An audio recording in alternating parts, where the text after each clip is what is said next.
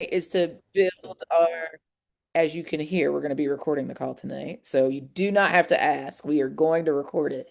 Um, and we're also here, the purpose of why we're here is to build our collective action muscle. So we're going to practice some of that tonight. And what we're going to cover is examining the authoritarian threat, learning about how movements around the world, not just in the US, but around the world, have pushed back and what makes them successful, right? We want to win. Anybody on the call want to win?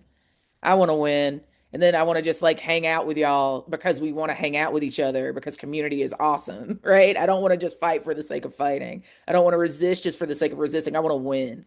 And I know y'all want to win too. It's why you made time tonight. So we're going to talk about that. We're going to explore how what is non-cooperation? Y'all, this buzzword that is everywhere. What is it? How does it work? What does it do? We'll share some examples and some stories, both that we've studied and that we've lived. So you'll get some of both.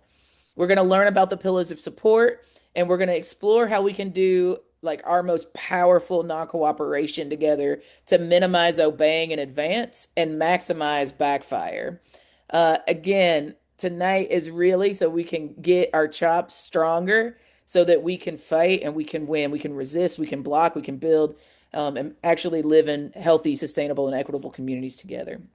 Y'all, I told you I have the best co-trainers in the whole wide world on the call tonight.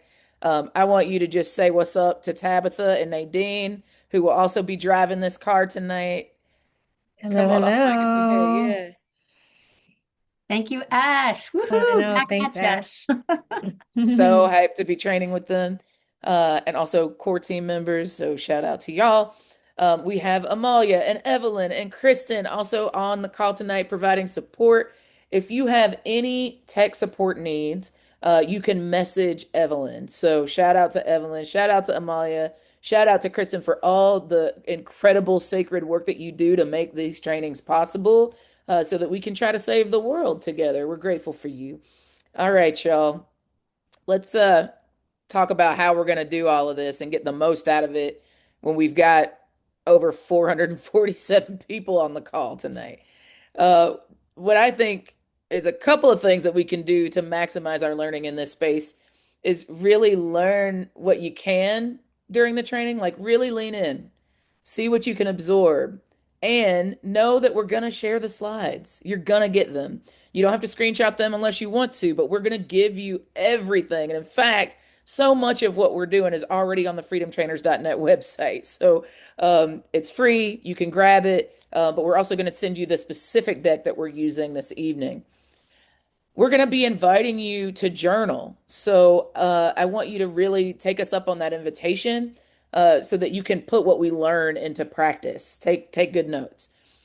I want you to participate in the chat. And I want you to take note that we're going to disable the chat sometimes so that we can really focus in on the content. Y'all know when the chat gets super busy, it can be harder to focus on what people are actually saying, which is the whole point of the webinar. So we're going to have the chat and participate in it, please. But we're also going to turn it off in certain chunks so that you can actually focus in on the content.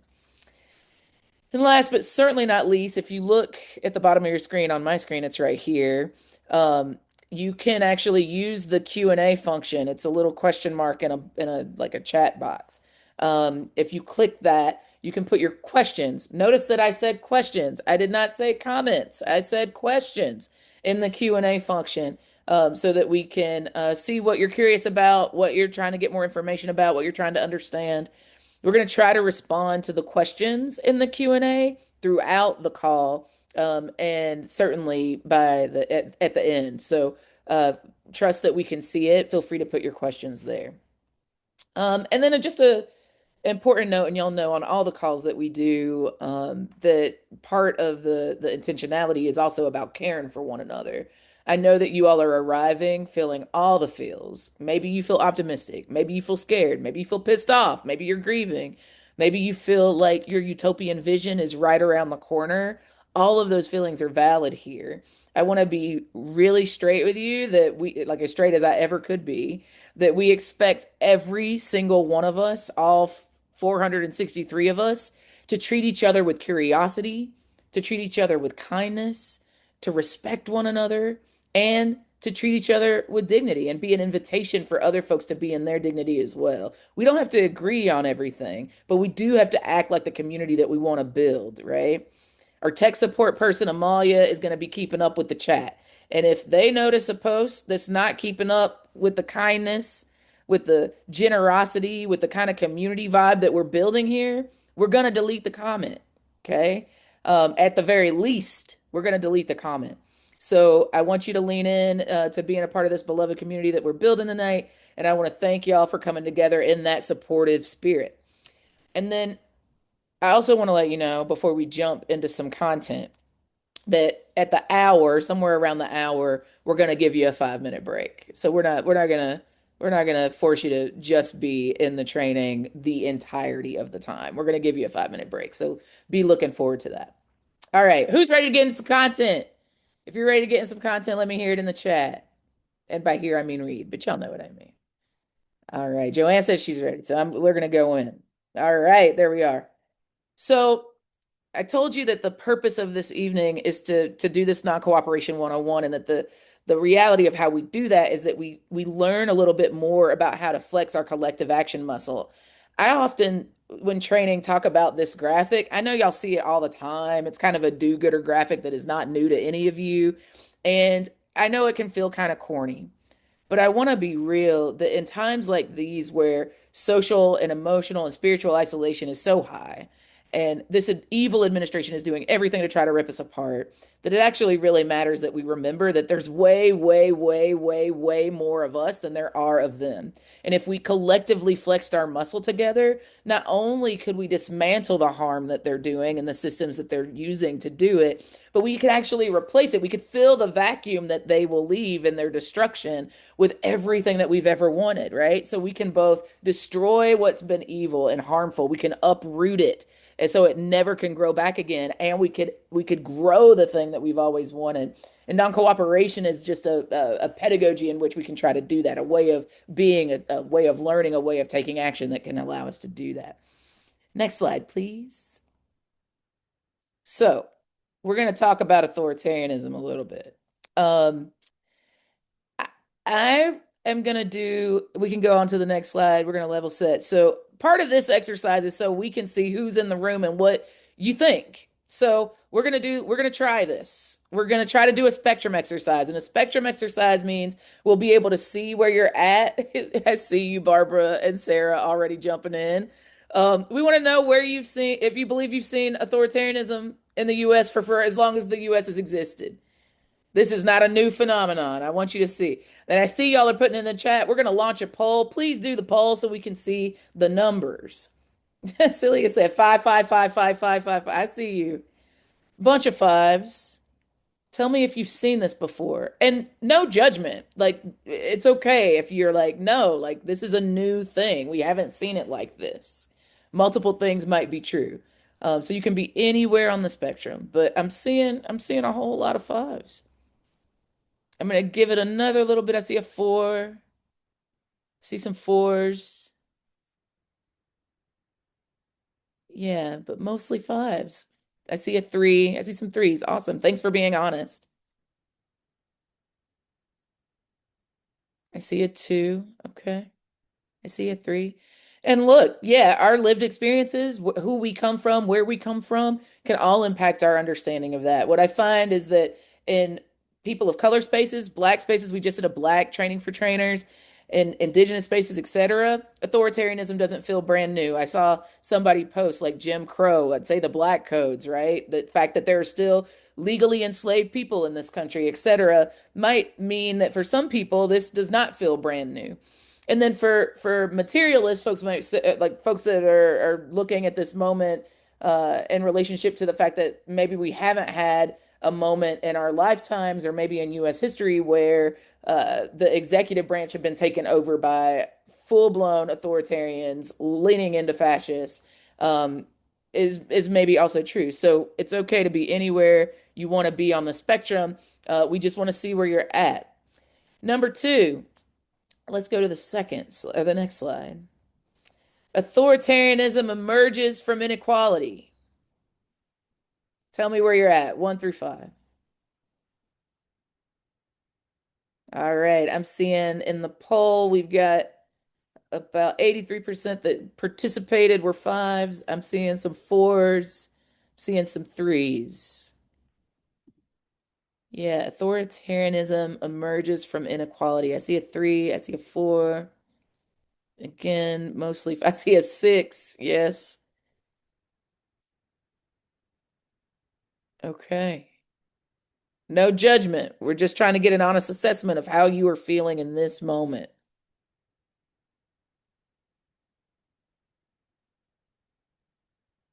The lonely one. It's all good. It's all good. Again, I think there are folks that are like, yo, like white nationalism, anti-blackness, xenophobia, etc., feels deeply embedded in what we're seeing in this country in relationship to the authoritarian movement. And I see some folks that maybe are disagreeing and saying like, actually, maybe authoritarianism begats inequality, right? We might have folks that are coming from each of those trajectories and some. Uh, I see folks saying equally true, emerges from, yeah. Okay, so we've got a bunch of different opinions in the chat. This is delicious. Thank you for participating. Now I have the esteemed privilege of tossing it. Oh, one more. I was going to toss it. One more. This one is the most important to me. So I want you to tell me one to five, disagree to agree. We can do this. This being build the world that we deserve. Stop this bad shit from happening. Yeah, be honest. Some days we wake up and we're like, man, they are moving faster. Their evil is so overwhelming. How could we possibly build the capacity to do it? And some days we wake up and we see 7 million people in the streets and we're ready to freaking go, right? And, you know, I believe ain't no power like the power of the people. I believe that we will win. I believe in power, transformation, and miracles. I think we can do this, y'all. I think we can do this. I think the only way we don't do this is if we trip over our own shoelaces. But we could do this. All right. Let's go to the next slide. I think I covered it. All right. I have the esteemed privilege to toss it next to Nadine. Nadine, you want to take it from here? Sure will. Thank you, Ash.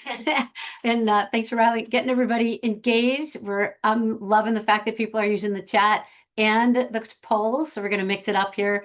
We don't all love webinars, but we're all really appreciative that you're joining us here tonight. So we're going to run right through this context. Folks should know that a basic training is often twice as long as this in person. We don't have the capacity to do effective role plays and embodied exercises. So we encourage you to take this information, hopefully help it lead you to better questions and look for more ways to get training and ways to plug in with each other. And we'll cover that at the end as well. So let's go to the next slide. Really excited to start off looking at the situation that we're in. We often try to let people know that there's no American exceptionalism here. Like we, along with the rest of the world, are in a couple of decades of increasing authoritarianism around the globe. In fact, I think there's more autocratic governments right now than there are democratic governments in the world. And this is a new high, a new low for the world that we live in. And as you all mentioned already with Ash, that you could argue that the U.S. was founded in pretty authoritarian ways, if you will, grounded in white supremacy, misogyny, racism. There are folks who put in the chat talking about the fact that this country was founded on slavery, that there were times when we've had not only now where we've had concentration camps or detention centers, but we've had this before with Japanese detention centers during World War II. So we know that there's a lot in this moment that has been around before that we can learn from, and we will take a moment to look at some historic examples quickly. A couple things though to know about this moment is that the consolidation of power is happening much quicker now in the United States than ever before. Some of it is because the autocrats have learned a lot. Some of it is because we've never seen such state and corporate capture of our data and our communication systems. I'm allergic. I am allergic, but I am addicted to my phone and social media. And I know you all probably are too, even if you won't admit it. And so, no matter what you call it, and you'll hear that we're going to use a bunch of different frames tonight: competitive authoritarianism, techno feudalism, dictatorship. No matter what you call it, we're not going to argue about terms tonight. We know that it is important for us to understand the tools of the authoritarian so that we can actually build our capacity to fight back. So let's go to the next slide and we'll keep running through this. Okay, so, all right, this is what we're going to do. We have identified and other, or collectively, some of the things that authoritarians generally do across all kinds of countries and situations. And it is often really helpful, particularly when we're talking to people who don't want to use the word authoritarian or not quite sure where we're at, don't, they're skeptical of what we're dealing with. Don't argue about that stuff. Let's just look at what's happening and let's see if people are happy with what's going down. So I'm going to ask you all in the chat to help flesh out these 8 categories that we understand as really key categories of things that authoritarians do. So if you have seen any direct investigations against critics by this administration, go ahead and put that information in the chat. Anybody has seen any direct investigations against critics? Don Lemon, where to start? I don't, so many is great, it's true, but let's have them. Colbert, Minneapolis, Mark Kelly, absolutely. Okay, you got this one. Comey, Waltz, exactly. How about this one? Let's go to the next one. Has anybody seen the administration give license to law breaking? Again, don't just say yeah all the time. Tell me something specific. Give me a specific example so we can help folks. January 6th, absolutely. Pardons for those, right? And we've seen all kinds of things like this. Yep, Epstein files, pardoning folks who've done all kinds of things. All right, how about regulatory retaliation? Sometimes this one's a little harder, but can we see some examples of regulatory retaliation? The EPA withholding SNAP benefits from Minnesotans, tariffs. Absolutely, you got this, Kimmel. Okay, how about, have we seen any corruption? Huge wealth shifts to family or elites? Can we give some specific examples of this? The bribes, crypto deals, tax relief, Jared Kushner. I mean, how about the president saying, hey, come give me $1 million to the oil executives to help me win the presidency and I'll give you Venezuela? Anybody notice that one? All right. All right, that's the first 4. Let's take a look at the second 4. Has anybody got an example of military deployed domestically? All right, yep, you're all over that one. Minnesota, DC, Charlotte, Los Angeles, yep, Maine currently. Yeah, we got this, right? And what about federal law enforcement overreach? Any specific examples of this one? National Guards, yep. In LA, what else we got? Federal enforcement overreach. Forgetting the Fourth Amendment, demoting Kelly. How about when the feds try to tell the Texas legislators they couldn't leave the state, right? That's total federal enforcement overreach. DOJ investigations, involvement in schools. Absolutely. All right. Have we heard anything about the autocrat not leaving? What do you got on this one? 2028, the ballroom. Right. Anybody heard him last week saying maybe we don't need midterms? Anybody seen any of those 2028 caps around? Yeah. And finally, what about judicial branch capture? How have we seen this administration dealing with the judicial branch or courts? Yep, Supreme Court. And some of them was clearly, pay to play, and some of them were completely legal, where they organized and put intentionally folks in the judiciary to rule certain ways. All right, you all got this one. It can be really handy instead of arguing, but to really just look at what they're doing. And then, of course, it helps us understand how we need to fight back. Let's go to the next slide. All right. So the good news in any given year is that democracies are pretty stable. The problem is once they start to go under, they break down rather easily. We have some better news in the last 30 years, but more than half of them actually ended up back, going forward to a better democracy or better process, a resurgent democracy as we call it. And the key factor here, say it loud, say it clear, wherever you are, is people power, right? And that's where we come in. That's why we're doing this call tonight. Let's go to the next slide. So for those of you who like data, when we were looking at these cases, the most recent cases, those groups, those civil resistance movements that had an actual collective unified front, a team left, a team democracy, were successful about 52% of the time. Without this kind of team left, coordinated effort, without the electeds, the labor unions, the NGOs, the civic organizations, without any of them working together collectively, we had a pretty poor chance of winning, 7.5%. So which odds do you all like? They're not good enough for me, but 52% is hella better than 7.5. So that's what we're going with. Let's go to the next one.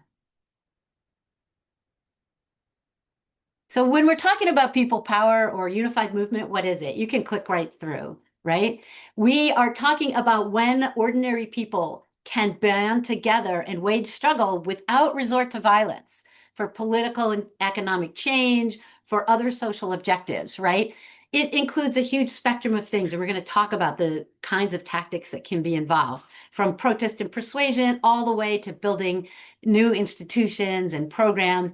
And then, of course, disruption and interruptions as well. Let's go to the next one.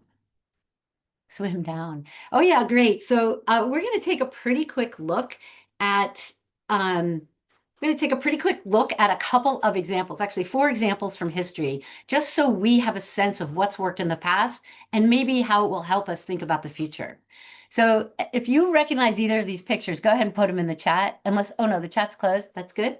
Leave them closed so people can pay attention. The upper left-hand corner is a picture from Chile. And as you may know, Pinochet was a horrible dictator, ruled for almost 20 years, and was eventually kicked out through a referendum. The referendum was won by people voting no, that Pinochet should not continue. So you can see that no flag there, which is a negative thing and not that motivating to people. So more importantly for a lot of folks was that the tagline was, joy is coming. The future of a better Chile for all. The backbone of these resistance movements was anchored in women's groups. It was in collective kitchens that fed people. It was student organizations that walked out, and of course, labor unions. And they were very creative over time, using things like cacerolazas, the banging of pots and pans at night, and distributed actions like slowdowns in Santiago when the unions were threatened with murder when they talked about walking out of the copper mines. And so this kind of very dispersed and interactive campaigning was really valuable here. And the bottom picture is from Serbia, a more modern example in the early 2000s, where students were the spark of this movement, ousting Milosevic. They used humor. They used very specific organizing techniques of recruiting and training and acting to build communities that would work together and eventually also oust Milosevic through an election. And when he was faced with the loss during election and the communities had gathered in the parliament to hold him accountable, he ordered his military to fire on the crowd. And some of you probably know they refused to fire on the crowd. And this was because of social non-cooperation and counter-recruitment strategies, because the people in the military knew that if they fired on the crowd, they'd be firing on their own people, their family, their friends, and their neighbors. So you can take these lessons and go forward. Let's go to the next slide. And let's see. Oh yeah, there's a couple more fabulous photos. You all probably recognize the top left one. This is the Montgomery bus boycott. I love this picture because it encapsulates a truth about boycotts that you can see visually. It's got the empty bus and it has people doing alternatives. It embodies the alternatives. People are riding bikes, people are walking, and you better believe that I bet in the background there are people at home cooking dinner and taking care of kids and really dealing with the fact that your transportation is going to take way more time out of your ordinary day. So this really highlights you have to be ready with alternatives and you have to be ready to support each other in the work. And there's many, many ways to do it. And for those of you thinking about this bus boycott went on for 381 days. That's a long time. And so when we think about how we have to prepare for economic boycotts and strikes, it requires a lot of preparation ahead of time to take care of each other. Now, the dark picture on the bottom is at night in South Korea. Is a fabulous example to look at because they have had so many things going for them. In fact, there was a coup attempt in South Korea, not this past December, but the one before, and the reaction from the political parties was unified and almost immediately, both from what they would call their right and their left, their entire spectrum condemned the coup attempt from the president. Their electeds climbed over the fence to get into the parliament to undo that. And the labor movement, one of the confederations there was right on it. They were ready to call for strikes and people gathering right away. Interestingly, they had had a coup attempt like this within the very recent future, about 7 years earlier. And so they had still that muscle memory of what to do, and they responded incredibly quickly. I'll also point out that in North Korea, there's a vibrant pop culture. No matter what you think of K-pop, they are dedicated to peace and justice and love in South Korea, and they showed up on force with music and their phones and turned a lot of the scenes into dance parties and celebratory events. So these are things we can hope to emulate. All right, let's go to the next slide. And yes, we're going to come back to a lot of these things that we just talked about, pull out what we can learn from history. So again, what are the characteristics that actually made these things effective? We've seen that they sustained mass, which is like large numbers of very diverse participation. And we're not just talking about old and young, black and white. We're talking about spectrums across political ideology and profession, all kinds of things. And it'll come up again. We don't need everybody, but we need more people and we need a broader participation than what we currently have. And that also speaks to the fact that there was a diverse use of innovative tactics, creative things. And they were nonviolent tactics because they maintained discipline and resilience in the face of repression in a lot of instances. And this what really clearly helps to draw out a distinction between the violence and harm and destruction of the system and the better future that we're trying to build together. Putting joy and community first helps us really make a choice for people that's very clear about what you would like.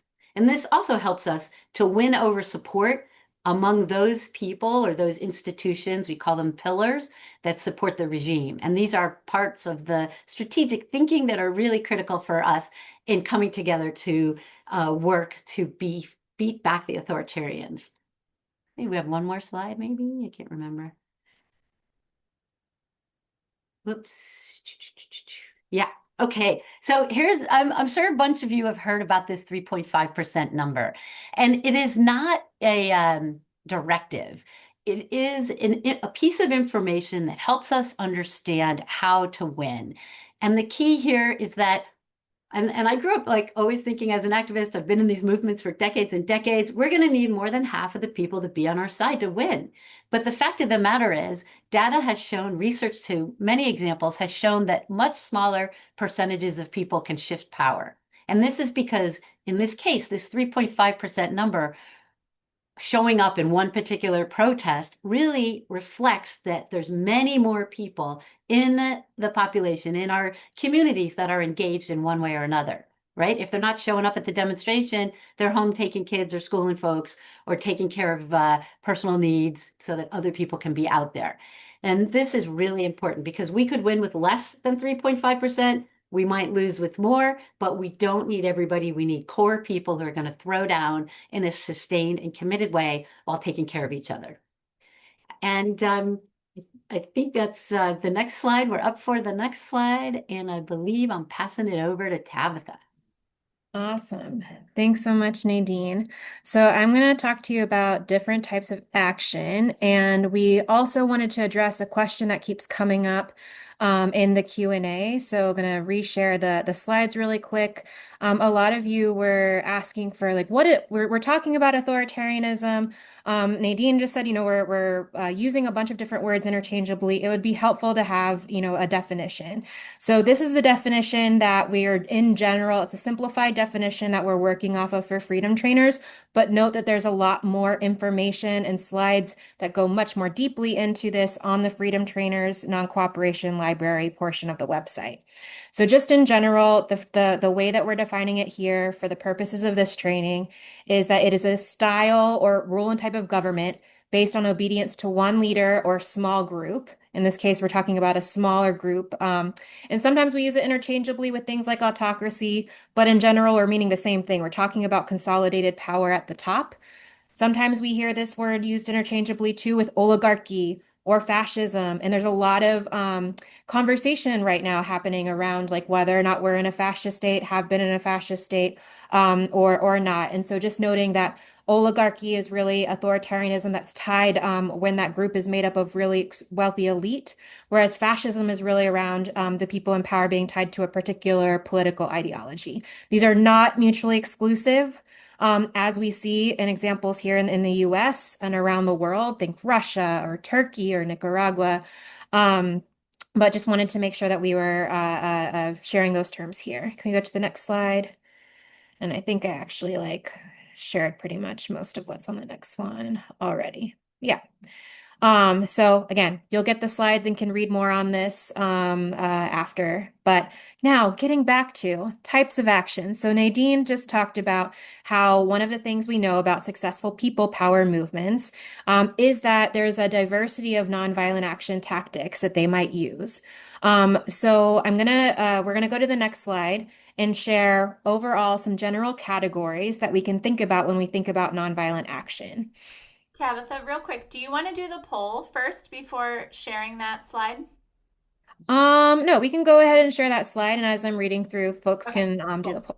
Thanks, Kristen. Yay, transparent facilitation in action. Woohoo! All right. So I'm sure that some folks have seen different takes on this slide. There are three categories that we're going to talk a little bit about tonight, and obviously focusing on non-cooperation. You have symbolic actions. So these are actions that are going to raise public awareness, help provide opportunities to dialogue with folks and bring more people into the cause and help people understand the context and situation we're in. You have the non-cooperation category, which we'll get into a lot more deeply here tonight, which is really around how we're thinking about leveraging our power and authority to undermine an unjust system by refusing to cooperate with it and make it hard for that system to keep up with its unfair policies and actions. And then there's building alternatives. And that's really around thinking about alternative institutions and ways of being that are modeling, what Dr. King called the beloved community, and that demonstrates what we actually want to see from our government and our society. And you see some different examples of each of these actions underneath. We're going to open up the poll here and would love to hear from folks. What types of actions have you most participated in? Were they symbolic actions, so like marching, calling your representatives, doing advocacy, signs of solidarity, non-cooperation, think strikes, boycotts, etc., or building alternatives? And we'll give you a few minutes to fill out the chat. And remember, the question is, which of these types of collective action have you participated in most?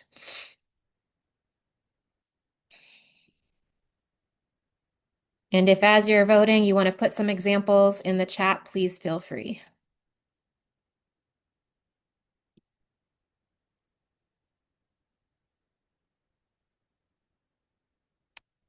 All right. Can we go ahead and close and see what folks are saying?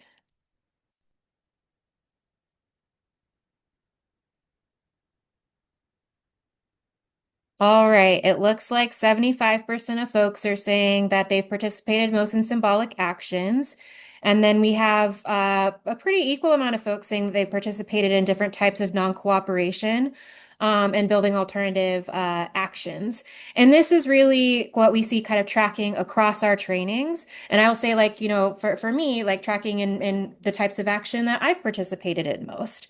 And I think one thing to note before we start really talking about which types of actions you might use, when, is to say that all of these actions are really useful and valuable and serve a purpose. You can't just focus on one. And build and build an effective movement or campaign because each of them are going to come into play at different times depending on how a regime might respond, right? You need symbolic actions to bring more people in. And you need alternatives so people see what else is possible, especially in the face of feeling so worn down and divided and fearful. And we need to think about how we're moving into formation for non-cooperation, so that we're leveraging the power that we have, and that sometimes I think we forget that we have, to be able to think about how we're bringing that authoritarian system down. And with all of the different campaigns that Nadine was talking about, and I'm thinking in particular about the U.S. Civil Rights Movement and the Montgomery bus boycott. When I think about the Civil Rights Movement, all of the most powerful campaigns that come to mind that actually were able to get, concessions and things that we wanted were the Montgomery bus boycott, an example of non-cooperation, Nashville lunch counter sit-ins, etc. So can we go back to or go to the next slide? So just really trying to hammer home the definition of non-cooperation and what we mean. It's the act of refusing to cooperate or comply with requests, demands, or orders. I grew up in the South in a very hierarchical, rule-oriented household. It feels very uncomfortable for me and felt very uncomfortable for me to start talking about non-cooperation. And I recognize that the moment that we're in requires us to be able to move and do things differently. Right. And so if we go to the next slide, I think the thing that really highlighted for me the importance of moving in this direction and the power that I had in it was like one among many quotes, but I love this quote from Gene Sharp, who said, by themselves, rulers cannot collect taxes, they cannot enforce repressive laws and regulations, keep trains running on time, prepare national budgets, direct traffic, manage ports, print money, repair roads, keep markets supplied with food, make steel, build rockets, train the police and army, issue postage stamps, or even milk a cow. People provide these services to the ruler through a variety of organizations and institutions. And if people would stop providing those skills, the ruler cannot rule. I think one of the important things that to say here are we all have different ways that we are supporting this authoritarian system. And we all have different relationships to some of the pillars, as Nadine was talking about, that uphold that system. And so would love to turn it over to Ash to really dig into what those pillars are and our relationship to them. Okay, friends, just to pull some gold out of what Tabitha said. Non-cooperation is really like the way that I think about it, so that I can be non-cooperative every day, is that if evil tells me to do something, I don't. And if evil tells me not to do something, I do it. Makes sense? That's all it is. If the Trump administration tells you to do something, don't do it. If the Trump administration tells you not to do something, absolutely do it. Okay? Real simple. So we're going to get into the pillars of support. And some of y'all have heard this ad nauseum. Some of us are newer to it. So I'm going to break it down. I know we've been flying through content. So I'm going to try to take a breath, but I'm going to try to get us all caught up to what pillars of support are. Next slide, please. So it's really quite simple. Think about the pillars of support as kind of a house, right? A house, a roof that is supported by quite literally pillars of society. So at the top of that house, the roof, is the government, is the authoritarian or fascistic regime, right? Then the pillars of support are the different pieces of society that actually literally, to the Gene Sharp quote, to Tabitha's excellent training, is what's holding that thing up. And if any one of them cracked and frankly fell over, tumbled down, right? If the giant fell, the roof would not be able to sustain itself at the top on top of us, right? So this is not all of the pillars of support. It's not everybody ad nauseum, but just to give some examples: civil service, police, media, military, business. Think about guess in the chats. I think the chat might be. Oh, it's coming. It's coming. So let me tell you some others like faith. Right? There's so many different pillars of support. And it's really critical that we actually be struggling with folks in all of those pillars. Now, you might say, well, actually, I don't know folks in all those pillars. Like, if we look at the cross section here, you can see the line is coming from the business pillar, and that kind of lavender looking section is the cross section. So you can see in the center, the folks with the most power is the business owner, right? So that's the Jeff Bezos. That's the, that's the Bill Gates. That's the folks that own the thing. Then there are the managers. And then the circle outside of that is the workers. And the circle outside of that are the consumers, us, right? So we might not be able to always go directly to the business owner, but we might actually have access to managers, workers, consumers, right? And if we do, then we could be building the sentiment of non-cooperation, encouraging defections, folks to say like, look, I am not okay with what's happening and I don't want to support it. They might not become, super progressive overnight, but they can not cooperate with the authoritarian regime. So there are many others. Let's go to the next slide because I think we've got one more example. Yeah, here we are.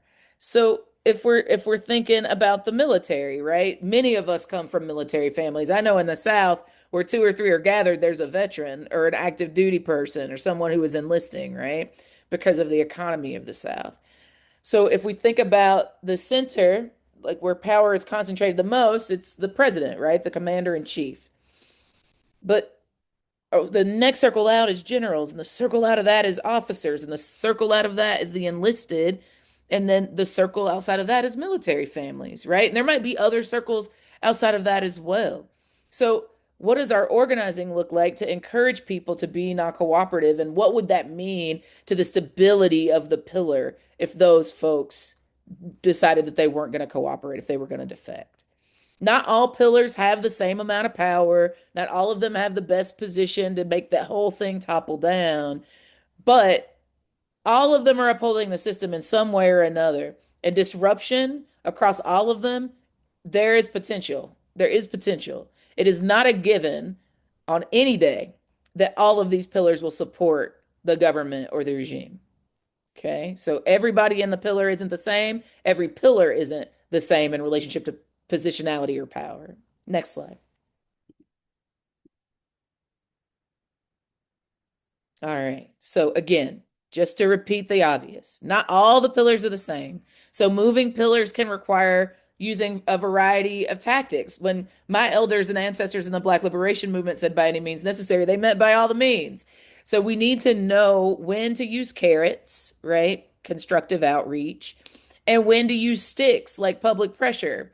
And the data, the research, the history of fighting authoritarian regimes proves this. I want to be clear.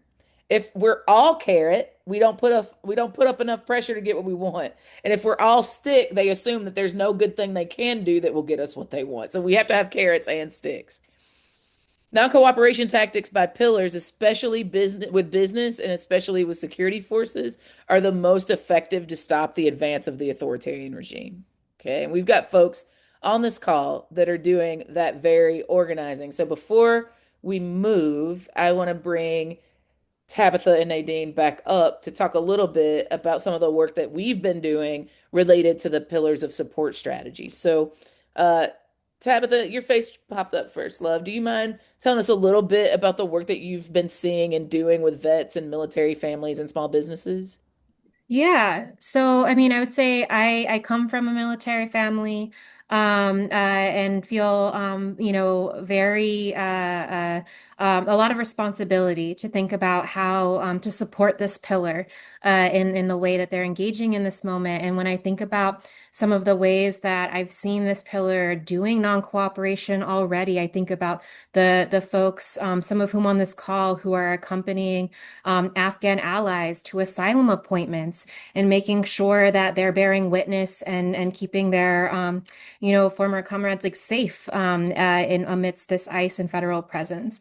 I think about people, retired, flag officers and generals and others who are using their voices right now and saying what the administration is doing is wrong and how important it is to use and have our military be able to uphold the Constitution.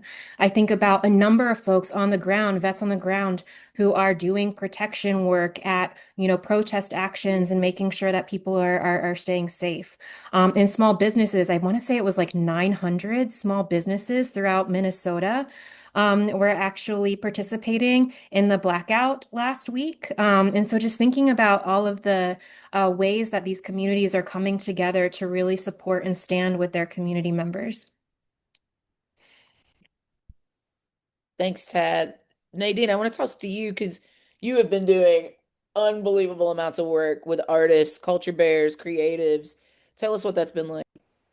Yeah, I mean, as it's interesting to think about these pillars and about how we, and I know we're going there in this training, but to think individually about how we are connected to people who are part of these institutions, right? And I saw in the chat somebody, yeah, that we just gave you some 5 examples. There's a bazillion institutions that could be part of the pillars, and as Ash said, like they're all really different.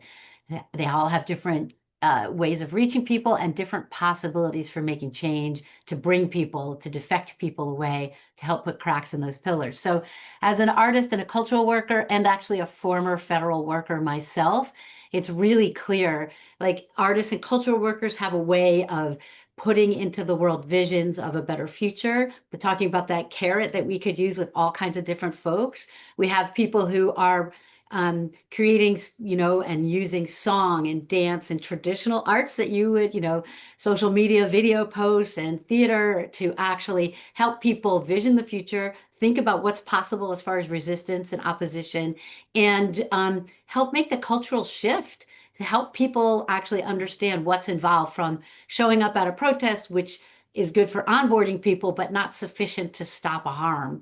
So helping to move people through that work as a trainer and an educator, that is a key thing. And we've seen all kinds of labor movements, particularly the teachers, American Federation of Teachers, the National Education Association, standing up, understanding really in a very guttural way how important it is for freedom of speech and freedom to train and educate ourselves. And that's all part of our civic involvement. And I'll just add this little bit about people who are inside the system. Those people who are federal workers or work for governments, civil servants, have a special role to play. It's excruciatingly hard for a lot of people to be in the federal workforce now. If you're lucky enough to still have a job, there's also a difficulty in staying there because you may be asked to do things that you think are immoral or even unconstitutional or causing harm to a lot of people.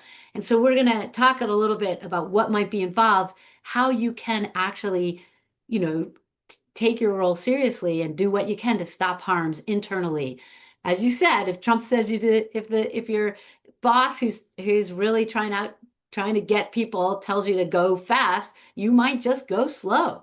And if people are telling you to push things out that are not healthy for folks, you just might not push that thing out so fast. So that kind of thing is really important for all of us to think about our particular roles.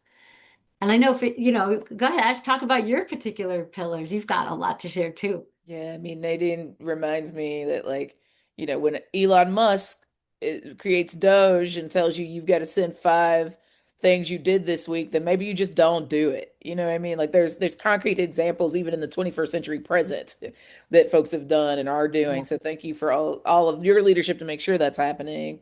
I work across the pillars, but one of the ones that I'm most thinking about today is faith. In part because similarly to the cultural organizing, like if you use art and culture and creation paired with the faith and spirit of the people holistically, then you will change the policy and practice of a place. It's the methodology, as I understand it, of cultural organizing. And when I was the executive director at Highlander, we have a whole methodological platform around cultural organizing. And I think that faith often helps us see a world that does not yet exist, right? It's rooted in mutual aid at its best, right? At its best. Now, I'm not, it's probably a hell of a lot of church hurt on this call. So I'm not trying to dig it up for you, but I am saying that at its best, that it is community, it is belonging, it is mutual aid and care, it is helping us to imagine a world that does not yet exist where everyone's needs are met and like revelry and awe and praise and worship is the center of our being, whatever that thing is that you praise and worship and are reveling around and brings you awe. So I think it's on my mind today because so many people that I love that do faith and spirit work were in DC at the Capitol and got arrested. Like my best friend's wife got arrested today saying that they needed to not put no money into this ICE and DHS stuff, Department of Homeland Security and the ICE and like Custom and Border Patrol stuff that we're fighting right now, especially some of us have been fighting it a long time, even before Renee Good and Alex Preddy were murdered, but certainly since.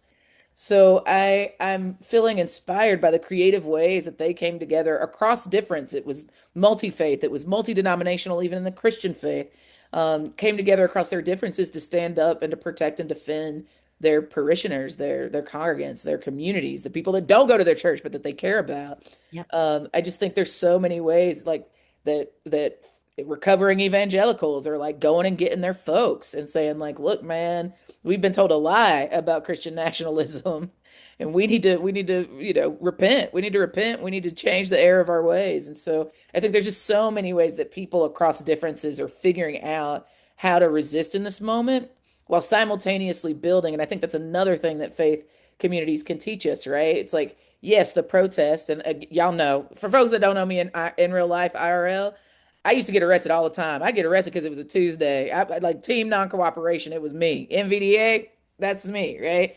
And that's still important. I believe in that. I believe in symbolic protest, right? I believe in symbolism. I believe in that. And I believe in direct action that actually isn't symbolic, that actually really puts sand in the gears, quite literally, of the thing that's trying to harm us. But what I also know is that sometimes that can be hard for other regular, smegular people that are just getting politically activated to participate in. So having things like a protest where you also are feeding people or getting donations or in states where we didn't expand Medicaid, like actually having health fairs and like taking care of people, like faith communities have a tradition of doing so much of that work. And so I'm learning a lot in the context of this administration and what faith will and will not do to crack the pillar right now. So I want to just thank you, Tabitha and Nadine, for those examples. Y'all, we just because of time, I mean, we would give you way more. There's so many great examples of small businesses doing work, like the Signs of Solidarity campaign around ICE as well. There's so many examples of people that are actually saying enough is enough, and it feels like it's escalating the amount of people that are defecting and disrupting and delegitimizing the regime and developing alternatives to what we've inherited is just going up by the second. So I just want to thank you all for getting our whistles a little wet with some examples. Y'all, I know again that we've been chugging along with content, but we want to give you a moment to reflect. So we're going to bring the slides back up and give you your first opportunity to do some reflecting, to do some journaling. And the question is, what pillars are you a part of, or do you have connections to? Again, like Nadine said, like I said earlier, the ones that we gave examples of, and I'll repeat those in a second, are just a few to give you an idea of what could be a pillar. But there are so many different ones, even ones that weren't on the screen. So be creative and think about the pillars that you actually have access to, that you have connections to, that are upholding this government and regime.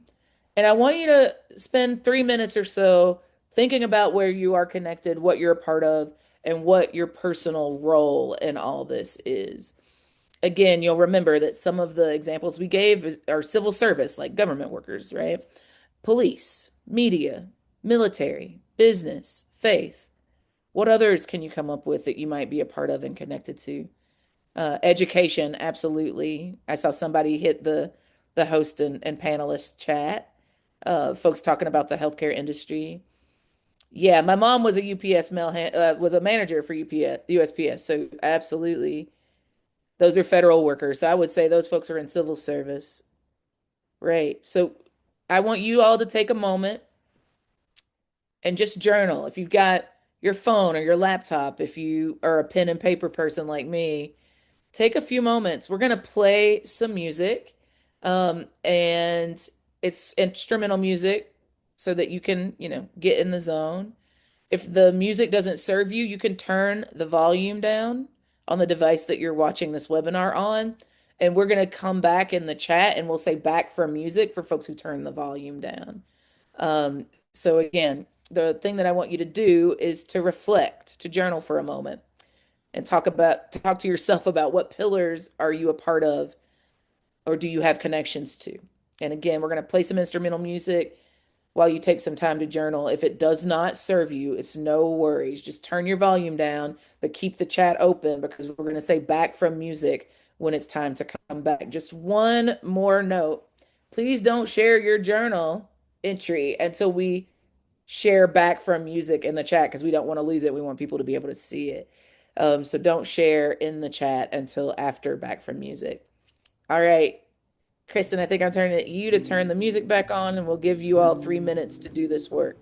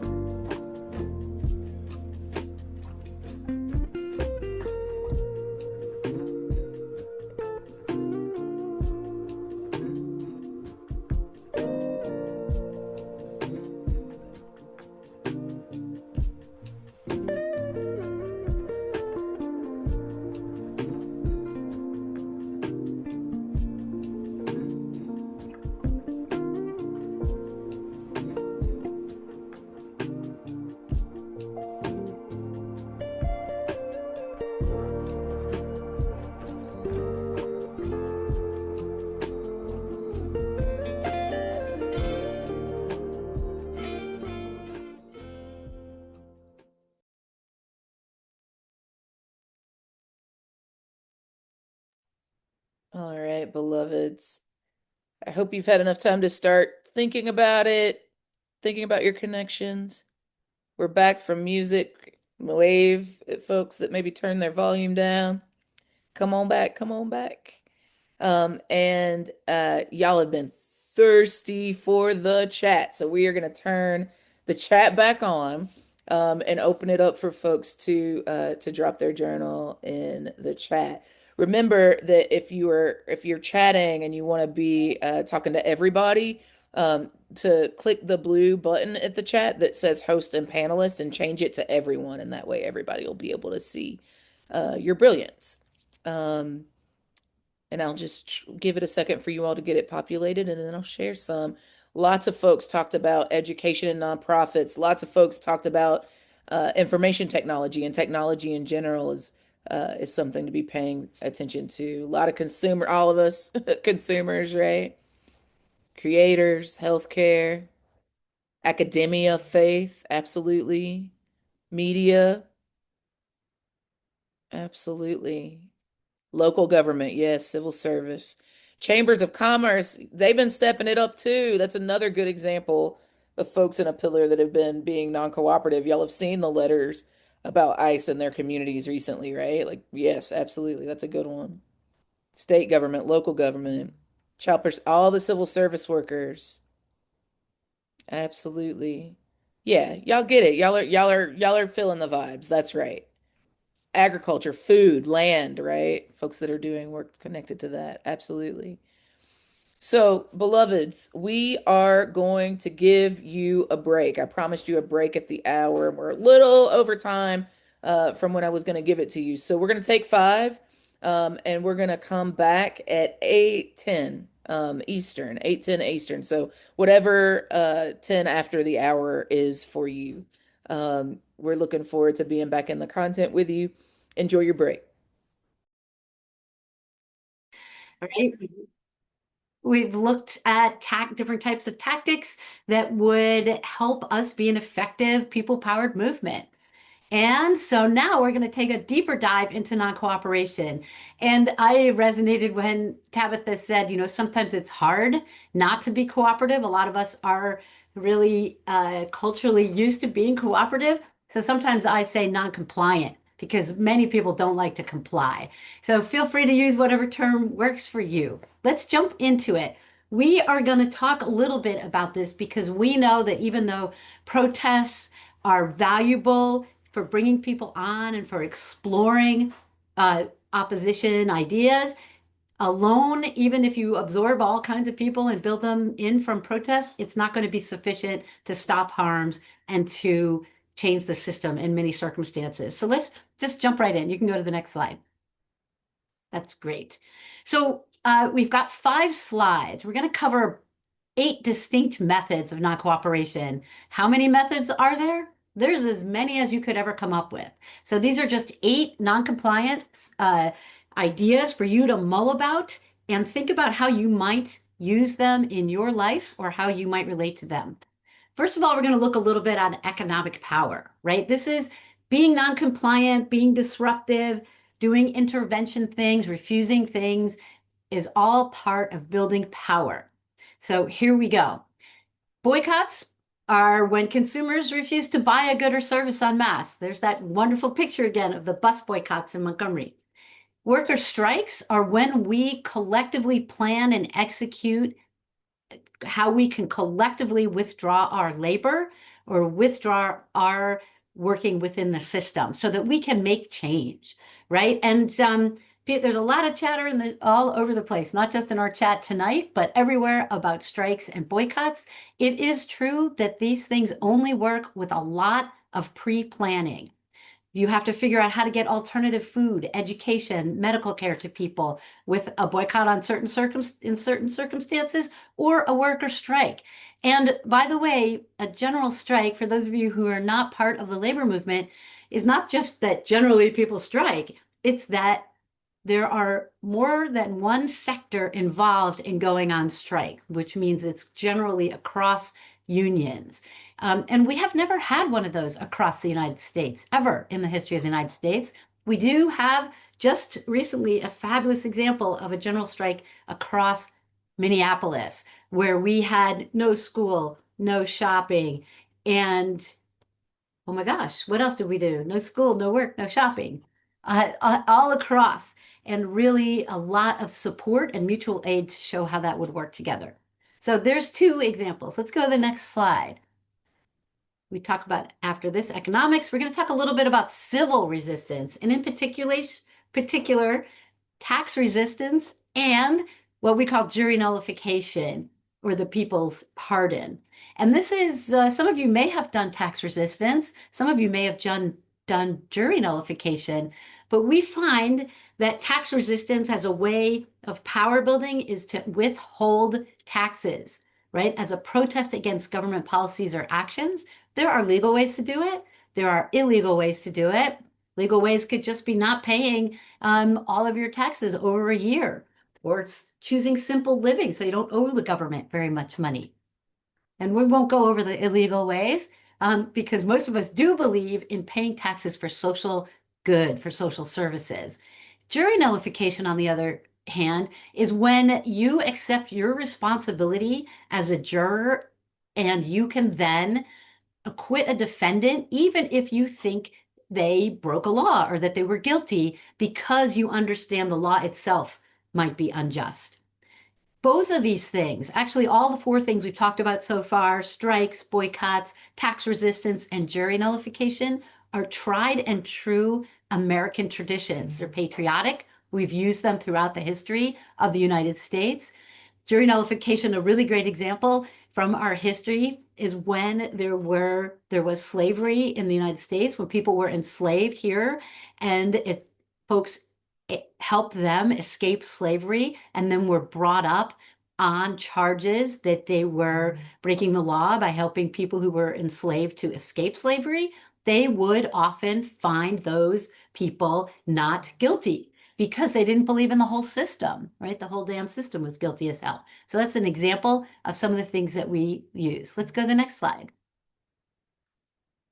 And the third category we're going to look at is social engagement. We call this social non-cooperation and counter recruitment. Social non-cooperation is immensely fun in many instances, is when people refuse to participate or cooperate with social customs, the events that are happening. It can include things like in DC, we shout free DC at the 51st minute of every soccer game because we want to be the 51st state. It could include, not participating in normal traditions or even walking out of school or things that people expect you to do. And one other thing that we talked about earlier was a carrot, right? How do we actually reach into those pillars and help recruit people to a better future, right? Remind them that joy is coming if they actually join us to work for a better future for all. So some of this, is how we reach out and do things that will collectively build our cultural capacity and our strength to take care of each other and build that better future. And I'll just point out this 10 Commandments on the right up here is actually a list of how people were to behave when the Third Reich was invading Denmark. And this list was written by a high school student in Denmark who suggested that, in order to undermine the German occupation, you should not shop at the Nazi stores.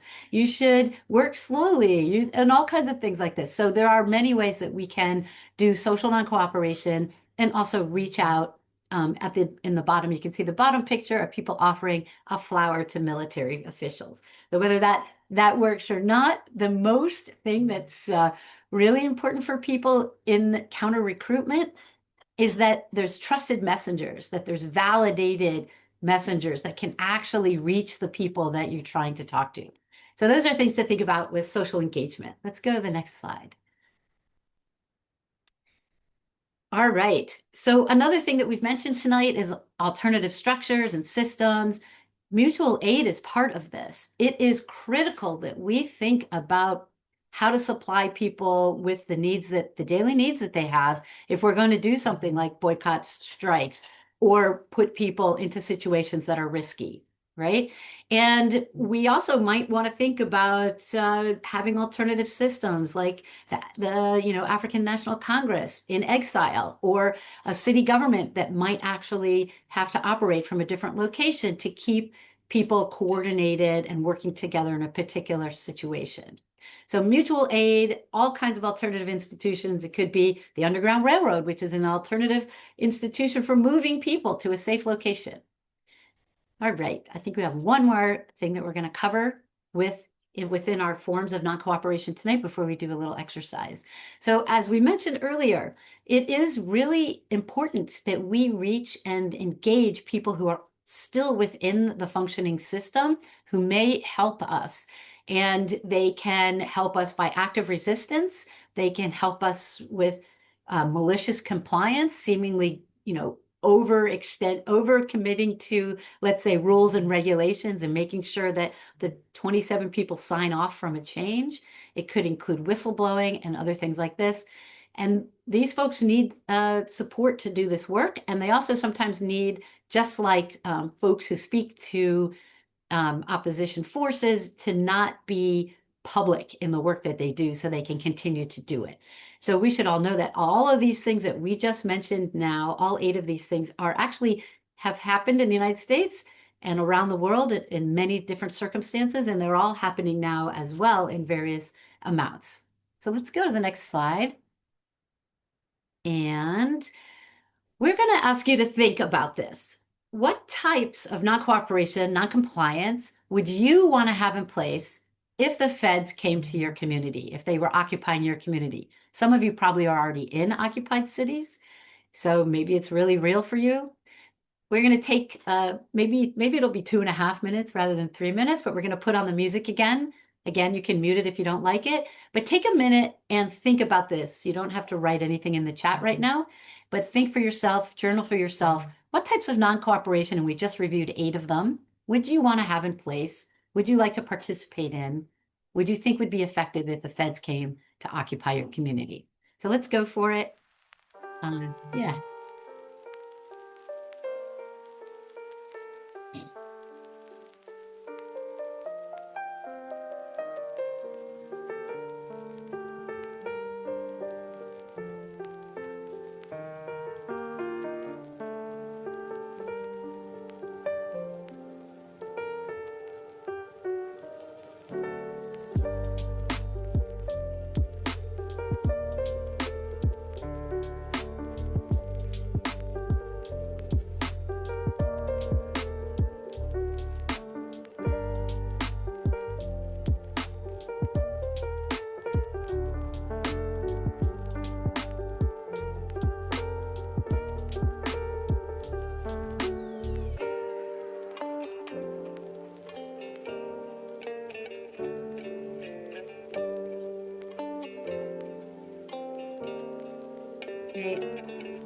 Maybe we can bring it on back even now.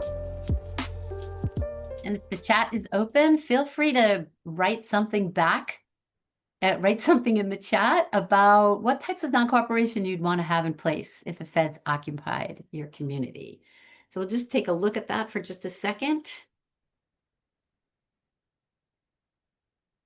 And we're hoping too that you can think in this moment about what it would take to make things happen. So let's go to the next slide as we keep moving. Yeah, mutual aid, alternative structures, grocery runs, great. General strike. All right, we got somebody on that. So we can click through the levels of non-cooperation. Just to bring it home, there's a lot of ways you can not comply. You can do it on an individual level, right? You can do it on a collective level, which means a group of people. And then finally, when we talk about what it's going to take, we mean mass non-cooperation. A huge number of people are going to have to do it together. So let's look to the next slide for more on that. So it's really clear. We're talking about millions of people, right, who are boycotting. And when we do a boycott, we're going to have clear demands. We're going to have an organizing structure. We're going to keep track of what's happening, and we're going to do it all at the same time. Same for a sick out or a walkout. That's everything happening at the same time, same day, and kids refusing to go to school. Let's go one more. We've got a little video that we're going to play for you because we adore it. Let's see it.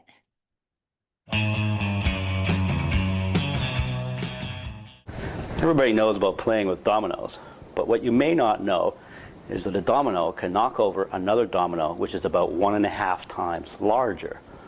So what I have here is a chain of dominoes. Each one is 1.5 times larger than the previous one. And the smallest domino is about 5 millimeters high and 1 millimeter thick.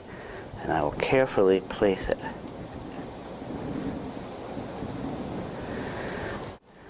And there are 13 dominoes, and the largest domino, it weighs about 100 pounds, and is more than 1 meter tall.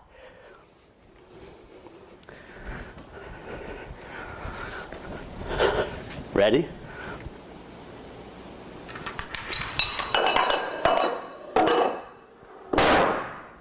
Boom. Woohoo! So take a second and think to yourself, why did we show that? video. I'm sure there's people here, and we've showed a lot. So people say one little thing can make a big action happen. We can be the spark that sets it all off. It's very inspirational. But for me, the most important thing about this video, the most important takeaway is that these dominoes were set up correctly. They were in correct formation so that they would actually work to knock each other down. And this is our job. This is one of the reasons why we do trainings, why we work with folks to understand strategically what the choices are and how to make change happen. And so one of the things that we're going to share with you is about repression and how to make repression backfire. So I'm going to pass that right over to, is it Ash or Tabitha? I think it's Tabitha to Me. do this section. Yeah. So I think an important thing for us to know, and it can sometimes feel hard to think about it in this way, in this moment, is that as we continue to grow and build unity and build strength and collective muscle towards collective action, there are going to be cycles of attack, and it can often feel like we're not winning. But I think an important reframe of us in this moment is to think about how. We're actually able to kind of control a little bit more of the narrative in this moment and seize upon opportunities where the the state violence that's happening is going so far and we're able to make it backfire. And so as Nadine mentioned at the beginning of the training, one of the most important things that movements can do to be successful is think about how we're maintaining discipline and how we're maximizing opportunities to really draw distinctions between state violence and what we're modeling in the movement that we're creating together. These cycles of attack are what authoritarians are going to do to try to throw us off balance. I mean, just think about the murders over the past couple of weeks of Renee Good and Alex Preddy and the number of other murders at ICE detention facilities and how the government responded. There is a playbook that they use to try to get away with that political violence and repression and sow fear and make us feel alone. So if we go to the next slide, we know from the study of movements around the world that they will try to cover up the injustice. Feel free to drop in the chat examples that you see of the administration right now, even trying to change their narrative and cover up on social media what happened over the course of the last week on the ground in Minneapolis. They will try to devalue the target or victim. They will try to make it seem like this person was not human or does not deserve to be honored or that their life has no value and make it harder for the rest of us to connect with them. They will try to reinterpret what happened in their favor, that it was in the name of community safety, when in fact they were the ones that were making our communities less safe. They'll try to hijack official channels that we rely on that to give a false sense of due process. So, we often think that the courts are going to uphold the law. And what we're seeing right now is that is not the case all of the time. And we can't just rely on the courts to do what is right and to stand up against these authoritarian tactics because they're being hijacked by people who are trying to use them to their advantage. And they will try to intimidate and bribe people to support their tactics. They will try to marginalize communities that are harder for people to connect with because they might not be fully represented in our society, or they might not exist everywhere in our society. And they will try to make them feel alone so that we don't stand in solidarity with them. And at the same time, if we go to the next slide, there are ways that we can use this opportunity to gather strength and respond to cycles of attack in a way that absorbs more people into the movement, that brings more people into trying to model the society that we want, so that when different inflection points happen or moments of true like tragedy happen or opportunity happen, like we have, not just these murders, but also thinking ahead around the fact that this is the 250th, anniversary of the country, and in some ways, and so like, what are ways that we can use this opportunity to model? And so, if we go to the next slide. there's a playbook we can use to respond to these cycles of attack. And as I'm reading through these, would love to get examples from folks that they've either been a part of or seen that's really been inspiring of ways that the movement has responded to make sure that the authoritarian system and people are not getting away with the violence and repression that they're continuing to enact in our communities. So in the face of cover-up, we will reveal or expose the injustice. Think about cell phone videos and how many people are going through Know Your Rights and ICE response trainings to be able to reveal what is happening, so that we can use these moments to mobilize more people and really mobilize public outcry. Redeem, making it hard for them to dehumanize the target, right? Alex Preddy was a VA nurse, right? He wasn't some, a domestic terrorist or whatever they would have us believe, right? He was trying to protect a community member, a woman who was being like harassed and physically abused by these ICE officers. Reframe, interpret the events as an injustice. I think one of the things that's sometimes hard for us to see from where we are in the US and our communities is how all of these different things are connected, right? I come from a rural area that is affected differently by ICE and sees this narrative in a different way.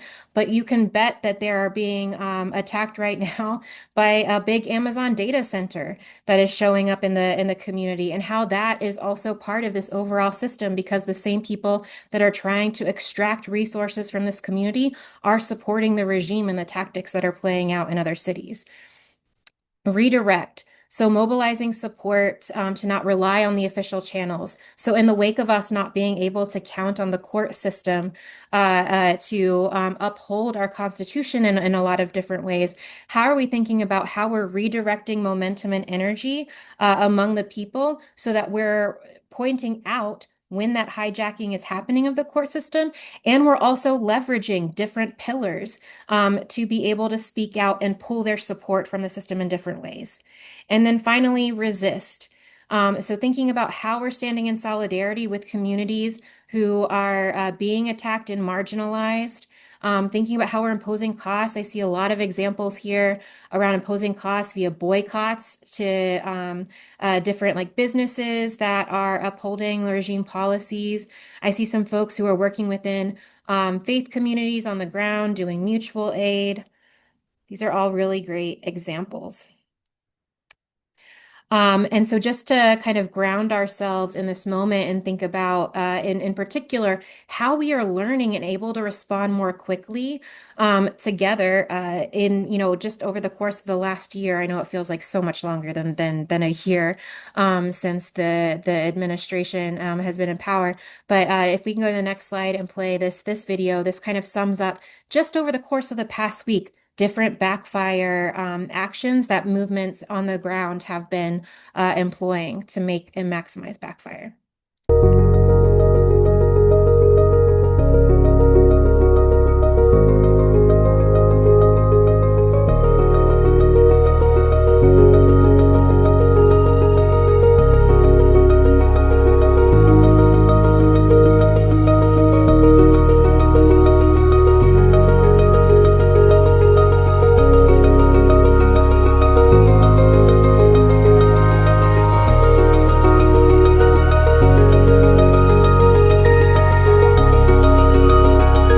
Pastors, we, the bishops of the United States, are bound to our people by ties of communion and compassion in our Lord Jesus Christ. We are disturbed when we see among our people a climate of fear and anxiety.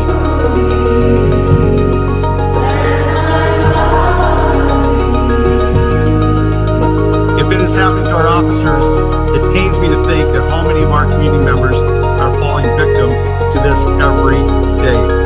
We have some pretty major news right now. It's no longer just politicians speaking out against the horrific murder of Alex Preddy. The NBA Players Association just came out with a statement saying we cannot stay silent.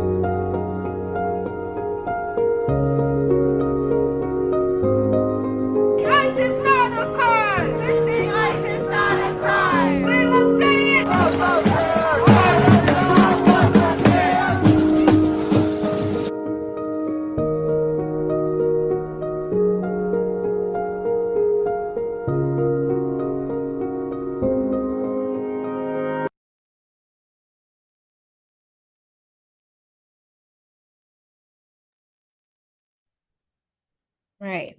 So, as we're thinking about how we can more strategically make these cycles of attack backfire, using these opportunities to bring in more people and recruit more people who are becoming more, politicized to the moment that we're in, who are really seeing violence show up in their communities in different ways than they have before and becoming newly affected, using this as an opportunity not just to bring them into our work, but to bring them to trainings like this where they can learn more about the context we're in, how these things are tied together, and building community and relationships with one another so that we can take action together, innovate, think about how we're building in joy and creativity and humor into the work so that we're ultimately eroding the support. And again, drawing this distinction between what we are trying to create together and what this administration is doing to try to sew us apart so that just a few people can maintain power.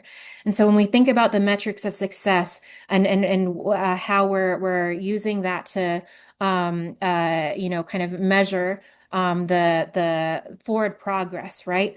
Are the things that we're doing helping us find unity and solidarity with one another and bring more people in?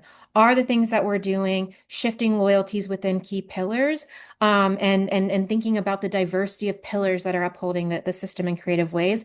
And are the things that we're doing reducing harm and able to ensure that the people who are feeling most attacked are also feeling the most solidarity? So if we go to the next slide, one of the main things we wanted to help people do after this call was like walk away with really, really accessible, tangible actions. And that's what we're moving into right now. So if we go to the next slide. Nadine talked about, shifting power and that one of the things that we need to know is we don't need everyone to win, which is like one of the big takeaways from this 3.5%. But we also need a bigger and more diverse group than we have now. Just to give a kind of a sense for numbers, the last No Kings March, which some say was the largest mobilization one day mobilization we've had in the history of our country, was about 7 million or so people. That was about 2% of our population, right? And we need more and more of those people showing up in sustained action. So how are we going to get there? If we go to the next slide, there's a really helpful tool that we have within the organizing and movement building space called the Spectrum of Allies. And it helps us think about different audiences that we're working with and people who we can very easily show up with and work together, as well as people who might not be fully activated yet or might not know what to do. And it helps us think more strategically around what are the types of actions and tactics that we can do to be able to engage them, right? I know sometimes we think about, and it's very easy to like raise examples of like active opponents and how to make things really uncomfortable for them, right? But if what we're really trying to do is build a bigger movement, we also have to focus on some of the really hard and relational organizing work that it's going to take to bring especially that middle category in and shift people over. Um, so if we go to the next slide. We want to walk folks through an activity around engaging folks along the spectrum. And you can even think about, the type of non-cooperation that you wish that you would have had in place if ICE or federal agents are showing up in your community. And think about who are the people that you would reach out to help make that non-cooperation action happen or to at least talk through it and see like what's going to work for you. Um, and look at active allies. These are people who are might be showing up and you already might be organizing with them, or they're the people that are organizing these No Kings actions and marches, or organizing businesses or organizing churches to already be in solidarity with folks. Passive allies. These are people who might be also kind of like showing up, not necessarily leading, but aren't, necessarily like super plugged into efforts. And they might show and share information in group chats, right? And how can you think about engaging with them and seeing how you could take the next step together? Middles, these are people who, you might not know what they think about the moment that we're in right now. They might not explicitly think that where we're in is authoritarianism. They might not be happy with the moment that we're in, but you don't know where they're at, and they require more engagement and dialogue. Passive opponents, they don't think that authoritarianism is a bad thing, but they might be okay with it as a means to an end, right? Like as long as their camp is in power, it's okay. But as soon as their camp isn't, they're gonna, think another way. And so, being able to talk to them about like what are the rules of the road, like what is the playbook that you want anyone to be able to operate with, regardless of who is in power. And then active opponents. So these are again, the folks that I think sometimes they can take a lot of our air and energy, and are not the ones that are going to be movable when it comes to how we're thinking about how we're reaching more of the population. And there are different ways that you can think about like the goals and the tactics you would use to reach these folks. So with your active allies, you're thinking, and allies in general, you're thinking about ways to increase solidarity, and coordination towards non-cooperation and backfire. For your middles, you're thinking about ways that you can educate them, build connections, who is best positioned to do what in your group, etc. And so we'd love for you to take some time and fill out this little worksheet. My colleagues are going to drop a link to it in the chat. If you want to fill out a Google Doc, you could take the journal you've been writing in over the course of the evening, and make some notes in there. Um, and really think about like where do you have the most direct connections, that you could engage with across these different spectrums.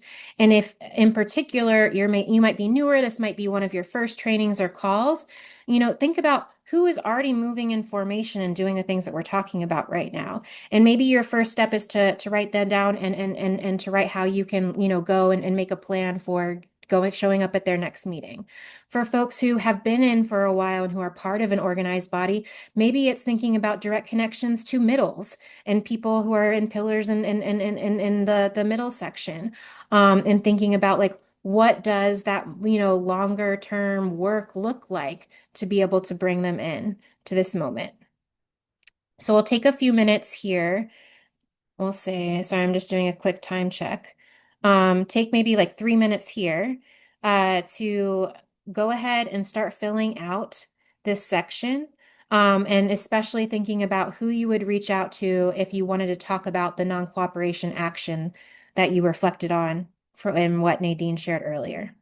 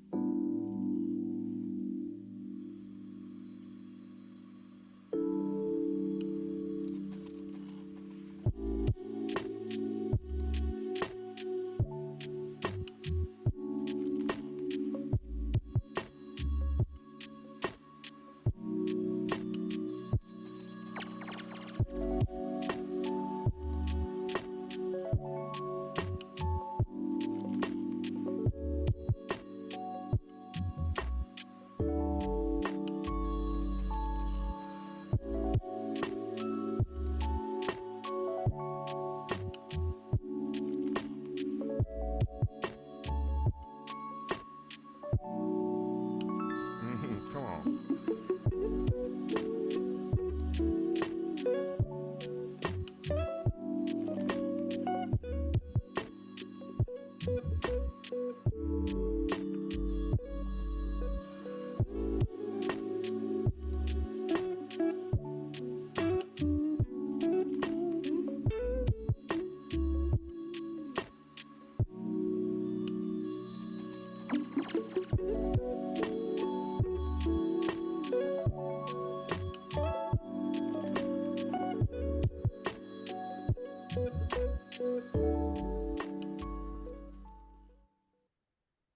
All right, welcome back, folks. So again, we know we're flying. We're fitting a lot of content in a really compressed amount of time. Sometimes we take 3 or 4 days to do all of this content. So if you feel overwhelmed, that makes total sense. But remember, you're going to get this recording. You're going to get this slide deck. You have access to the non-cooperation library, and you have access to our trainers. It is very, very likely that we have a trained Freedom Trainers Network member somewhere close to you.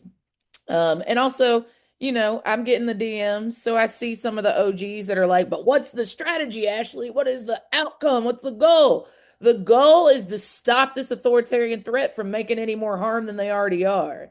And we're going to do that by all the means necessary. Non-cooperation is going to be critical to that. So making sure that our newest politicized person has what they need to know how to do what we need to do, and that our OGs are actually being sharp about encouraging us to get even more specific about the meaningful actions that people can take right now is totally fair. And I promise if you hang on just a little bit longer, you're going to hear some of that. This will not be the last time that we gather, beloved. So I promise there is more coming. But let's get to the practical implications for us. So, one, you've already heard this. Big movement starts small, right? Rosa Parks refused to, get up from her seat on the bus, and eventually thousands of people boycotted for more than a year. And if we're being honest, Rosa Parks wasn't even the first person to do that, to try to trigger this boycott. It was years in the works. And do y'all know that the Montgomery bus boycott was over 365 days? Just, study. It's amazing. And then look for spark moments. Frustration over conditions had been growing for some time. I think we saw that a spark moment happened when Alex was murdered, when Renee was murdered in Minneapolis. But going back to the Parks example, her refusal was a moment when injustice was on full display for the entirety of the world to see. And organizations knew it was a moment where we could act. We could act to scale, right? And we had built the infrastructure. Black folks had built the infrastructure to be able to make that thing happen and sustain it. To that point, organize before you need it, right? Ms. Parks had been active in the NAACP. She'd been trained at the Highlander Center. This work had been cooking for a while, y'all. So by the time that spark moment happened, there was an opportunity for them to take collective action together, be bigger than the sum of their parts. And Ms. Parks understood the political context that she was in. Some fancy folks call it the conjuncture, right? But she also understood the movement dynamics, that organizations had different tactical priorities and different strategies that they were moving all across the region and certainly in Montgomery. And that pre-organizing allowed them to be able to move as a united front, parallel paths going to the same opportunity, the same North Star. And then last but certainly not least, practice not perfect, y'all. Purity politics will get us killed in this moment. That doesn't mean we're not accountable for our actions and for our ideologies and our beliefs and the ways that those impact, especially people that are suffering. But this is an opportunity where we can be in practice. We can have a theory about what should happen. We could practice non-cooperation. We can sum up what we learned, the ways it worked, the ways it didn't work, so that influences our next faithful steps. The Montgomery bus boycott was not Miss Parks's first action, right? She took action. Many other people who were not as light skinned, who were not perfect candidates for getting the societal backing because they didn't fit the status quo of what was good enough, right? Other people had tried to spark this boycott. But Miss Parks had paid attention to the context. And then she took action. She grew the movement. The movement learned and improved through practice, summation, repeated practice, more summation, repeated practice. I hope that makes sense. Next slide. So, meeting our moment. Now, again, we've shared a little bit about the authoritarian playbook, and this is a bit of a reminder of that. So, there are things that an authoritarian, an autocrat, a fascist wants to do, goals that they want to accomplish. But then there's our goals, y'all. So, an aristocrat wants to divide and rule. We want to play as a team. We want to build diverse participation. And I do mean diverse. I do mean racially diverse. I do mean gender expansive. I do mean regardless of your zip code or area code. I do mean regardless of whether you maybe have made decisions that helped get us here and you can't believe that this is happening in the United States. And if you, like me, come from a long line of people who've been resisting this foolishness in this country for a very long time, we all have to come together across our differences to be big enough to make that 3.5 a reality, right?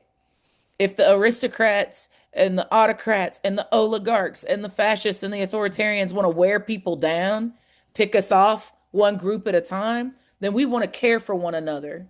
We want to keep people in this fight. We want to create a sense of belonging to this beloved community. We want to build resilience and we want to support systems. Even more than resilience, we want to have fortitude, right? I want you to have a fire in your gut. I want you to put some bass in your chest. I want you to have some concrete in your spine. And I want us to go out there and be audaciously bold in our defense of these communities, right? If they want to use threats to maximize obeying in advance, we want to plan in advance so that we can make repression backfire and cultivate collective courage. Y'all, Project 2025 has been out for a while. That over 900-page document is their game plan. We will fail an open book test if we don't plan ahead. They want to sow confusion and distraction. We want to unify. We want to dispel misinformation and disinformation. We want to focus and identify the red lines and have done the pre planning to take advantage of them for the sake of our collective good. They want to provoke opposition violence. We don't want to take the bait. We want to stay nonviolent. If you can't do it because it's your lifestyle, do it because it's tactically brilliant, right? It's strategic in this moment. And frankly, we want people to be able to come together and be joyful and grieve together and dance together and make meaning together and learn together. Y'all, they want to avoid creating trigger events or they want to combine trigger events with harsh repression. Hello, Minneapolis. Hello, LA. Hello, DC. Hello, Memphis. Hello, Chicago. Hello, Maine. Hello, New Orleans, right? But we want to develop the capacity for rapid mobilization together. And we don't want to treat everything like rapid response. But this is the opportunity in this moment where we let the urgency of now make us like act. We have to act, but we also want to train. We want to innovate. We want to escalate, right? We're not just saying we're upset with ICE because they're detaining people who are US citizens. We want to escalate to saying they should not get one more dollar. And in fact, we want to escalate the demand again to abolishing ICE in the first place. It should not exist. It was a failed experiment, right? So all of these things are how we meet the moment. Next slide. So for all of my technocrats, for all the practitioners who have been all night long being like, so now that we found love, what are we going to do with it? This is the slide for you. These are just a few. There are infinite numbers of actions you can take with infinite numbers of organizations or just your community members. You can reach out to the people you identified in your spectrum of allies. You could take action with your neighbors. You could join a group like Indivisible. I'm a proud board member. You could ask your friends that you texted tonight to go to a meeting or an event, a webinar, a mass call, right? You could join WFP. There's all sorts of stuff that you could do. WFP is the Working Families Party. You could explore active boycotts, and we have links to that. I think we've dropped some in the chat, but we're also going to send you these slides, and those links are active. You can continue to attend trainings. So Monday, February 2nd at 8 p.m. Eastern, we're going to be doing a maximizing backfire through regenerative organizing training. So sign up for that. Thursday, February 12th at 7 p.m. Eastern time, there's going to be a Hope Public Workshop. Go to that. Check out more Freedom Trainers offerings. Check out more tools and trainings from Beautiful Trouble. Come to our Working Families Party mass calls. Go to the Mayday Strong mass calls. Go to the No Kings Coalition mass calls. Learn more about the pillars of support from Horizons. The link will be there. Check out other steps that you can take. We are going to be continuing to popularize the ways that you can take faithful actions that are non-cooperative as we continue to build our relationships across our movement ecosystem. So with that, I think we're going to start to move to close, but we've got one really important speaker that you haven't met and one really important speaker that you have. Nadine, I'm going to toss it to you to take us home. Ash, I think you took us home already. The big message that we would like to take away to folks to take away is that you should do something and do it with other people. And there's plenty of places to get trained up on all kinds of things. This was just a 2-hour taste to help you understand and help you to explain to other people what the authoritarian playbook is and what our job is to build people power. So I'm going to invite Tom to come on Here he is from Indivisible, and you can walk us through other ways for people to get in touch with each other and with enjoyed folks in action. Thank you so much, Nadine, and thank you all so much for welcoming me into this space. My name is Tom. I use he, him pronouns, and I work as Indivisible's Movement Growth Director. If you hear a 2-year-old in the background practicing some non-compliance as it relates to bath time, I apologize. Organizing is a legacy project. Indivisible started after the 2016 election, and like many organizations born in that movement, we have been pedal to the metal ever since. We have been working to stop the worst harms, protect democratic norms, and pressure elected officials to act as guardrails against authoritarianism. And for years, our core organizing model has been based on constituency-based pressure. People coming together locally to push their members of Congress, their governors, and their state legislatures to do the right thing. And all of that work matters so much, and it is still the foundation of our work. We now have about 2,600 groups across the country, organizing everywhere from the biggest cities to the smallest rural towns. But in early 2025, something became very clear. Our groups were telling us loudly and repeatedly that this alone was not enough. A moment that really sticks with me is a leader from South Carolina who said to me, only half jokingly, that if you make me call Nancy Mace again, I'm going to throw my phone into the ocean. What she was naming was not burnout, it was a strategic insight, and our groups were asking, where else do we have power? Where do we already have trust? How do we resist authoritarianism without solely relying on institutions that are compromised? And that question lines up exactly with what we've been learning in this training, that non-cooperation works best when it's rooted in legitimacy, shared identity, and moral authority. So at Indivisible, we have expanded our theory of change. So in addition to these local geographic groups, Indivisible is now supporting something that we call courage collectives. And courage collectives are spaces where people organize within their pillar identities. We've got faith communities and medical professionals. We've got veterans and educators and alumni of higher ed. Places where trust already exists and where refusal carries real weight. And these courage collectives at Indivisible get trainings, they get resources, they get organizing support to take coordinated, visible steps to dismantle authoritarianism from the inside of institutions and communities that the regime depends on for legitimacy. I know that we're running up against time, but I just want to give you all a couple of examples of what this pillar's work has looked like. So across higher education, courage collectives like Cornell Courage and Quaker Courage at UPenn and many others are organizing alumni and faculty and students and staff to ensure that universities don't cave to pressure from the Trump administration. They are defending academic freedom through collective refusal and public accountability. In North Dakota, Faith in Action is bringing together Christians across denominations to confront white Christian nationalism directly. They're holding book studies and community conversations,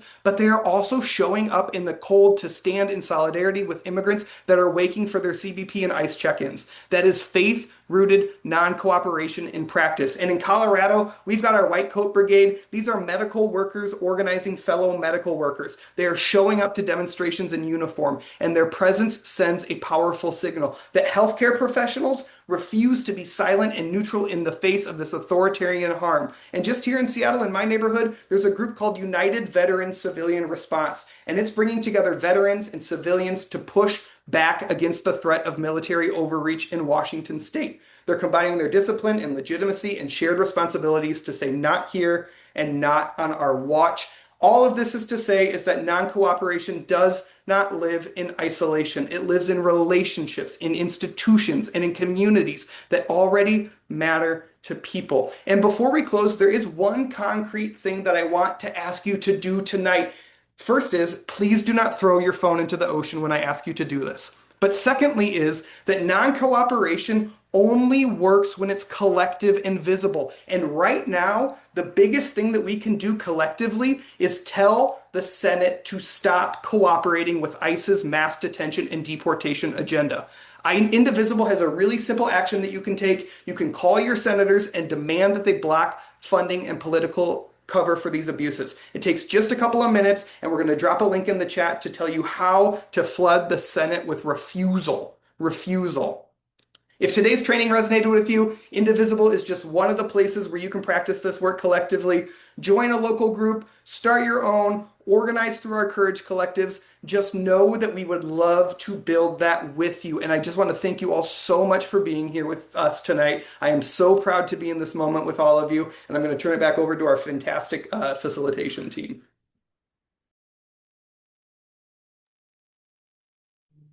Awesome. Thanks, Tom. Thanks, Indivisible. Thank you. We really appreciate everybody showing up tonight. And just by way of closing, we love to make sure that folks know that there are trainings coming up. Again, as Ash mentioned a couple times, we're going to send you the links. We're going to send you these slides, and we hope that you'll take active engagement to heart and skill up and join folks. I think we've got Kristen coming on to actually help us close out with an eval, and possibly we'll have some Q&A after that. Thanks, Nadine. I have the very important job of asking you all to hang with us just a few more minutes. If you've never been to a webinar with Ash before, you really want to stick with us for the closing. And to keep us doing this and doing this well and meeting the moment, we want to ask you to fill out an evaluation form that we have. And since we're getting so close to the time, thank you, Evelyn. We might adjust that a little. I think we might, yeah, Ash, maybe we skip the instrumental music and we're going to kind of do a double whammy here. But we really do ask, we made this eval really nice and short for y'all, and it would just be so helpful to get your feedback so that we can make sure this training meets the needs of folks out there. And if it didn't meet the questions or needs that you have, that the future trainings we offer do. So please make sure you fill this out. Thank you so much. Thank you to our incredible team of trainers. And I'll pass it back to Ash to close us out. All right, my loves. I know you have a million questions, but shout out to the tech team and all the folks that have been responding in the Q&A. I want to just really quickly touch a couple of things. I know that folks are like, yo, I need support in talking to folks on the right, conservative folks, or having hard conversations, maybe even just with community members who don't identify with a party or whatever. Know that we've got folks that do that excellent work. I'm looking at you, Tabitha, and we should have those conversations. I know that many of you on this call are yearning for the day that you get to participate in a general strike. I totally agree with you, but a general strike isn't just something you call and it just magically happens, like Santa Claus coming on Christmas or the tooth fairy putting $1 under your pillow. We actually have to organize toward that, which is why we keep using that Montgomery bus boycott example. So there's more to dig through to get to the place where we're talking strategically about those tactical interventions. But I'm with you, and it's coming. Look at Mayday Strong if you want more information about it. And somebody asked a really brilliant question that I'm kind of kicking myself for not even thinking of, which is, but who the hell is Freedom Trainers? And I was like, oh, yeah, we maybe should have introduced ourselves. So, long story short, is that Freedom Trainers is a network of trainers all over the country that started with a handful of activists, organizers, researchers, historians, strategists, tacticians, practitioners coming together across our differences. Many of us had never worked together to say, like, hey, this threat that's happening to our country is significant and important and urgent. And we actually need to pull together some curricula to train folks in how to be non-cooperative. That any individual tactic, policy, direct service, mutual aid, building alternatives, doing incredible work to shush it down through nonviolent direct action. All of those individual tactics are awesome, but we need to increase the temperature by being non-cooperative in all of those venues. So we pulled together Freedom Trainers, and last year we trained over 400,000 people. So we started last year and we trained over 400,000 people in 12 months. Again, there is likely a trainer near you because we've trained over 400,000 people. So if you need more training, if you want to take from the one-on-one and get to the 201, holler at us. Go to freedomtrainers.net. If you want to know more about us, you can click the About Us link. If you want all the free materials that include the videos of us training, the podcasts, all of our curricula, many of our slide decks, you can get all of it for free there. And let's see. There are trainings about nonviolent, like especially Kingian nonviolence. If you want more information about that, holler. We can connect you to folks who do that work. And again, the hope training and other things are available to you and are in the steps you can take slide that you're going to get after this call. So we've kept you over. We're 5 minutes over. So I'm going to start to close this thing down. And what better way to close than to bring in the incredible spirit of one of the best writers of all time, Alice Walker. This is a quote from one of her staple books, a canonical book, The Color Purple, where she said the most common way people give up their power is by thinking they don't have any. And I just want to remind you that it is both historic and my spiritual practice, but we'll ground it for our materialist and what has been true historically is that victory is our destiny if we come together across our differences and make it so. The only folks that can stop us from winning, and by winning, I mean creating healthy, sustainable, equitable communities for everybody, a direct democracy that we all get to participate in, that all are welcome and belong, even when we have difference. The only way that doesn't become true is if you don't make it happen. Okay? It's the only way it doesn't happen. You have the power to make it happen. Trump in 12 months has destroyed government as we know it. There's no way to go back to what existed before it. And quite frankly, why would we want to? But what we could have, what could fill the vacuum, is our utopian visions, right? If power concedes nothing without an organized demand and a consequence, then let us be the consequence through our non cooperation, beloveds. So, let's use our power. I think we got one more slide to close this out. I just want to remind you that it is absolutely human to be fearful in this moment. It's a scary time, and they are doing scary things. But I want you to remember that being brave doesn't mean you're not scared. It just means that you take action, you utilize your power, you are in your agency, even though you're scared, even though you're overwhelmed, even though you're sad and grieving, even though you're pissed the fuck off, right? You move with our people anyway. And I want you to know that I know it through, like in my bones to the DNA.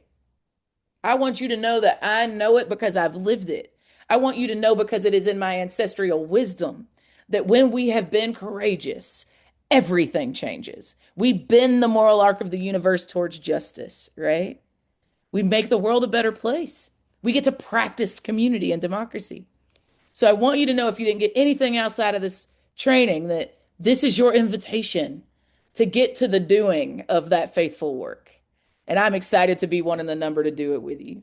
So please stay in touch with Freedom Trainers. Ask us about the network. Go on the website and ask us for training. Check out the non-cooperation library and take the steps in the slide deck. Make sure you check out what our brother from Indivisible was talking about. Get involved in somebody's organization and let's build the country that we've always deserved. We'll see you there. Good night, everybody.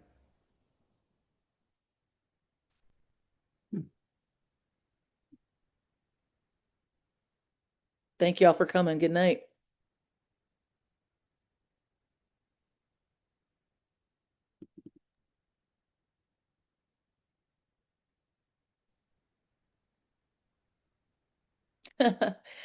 Davina, it might be because all of y'all are trying to click at the same time. Keep trying. It'll work.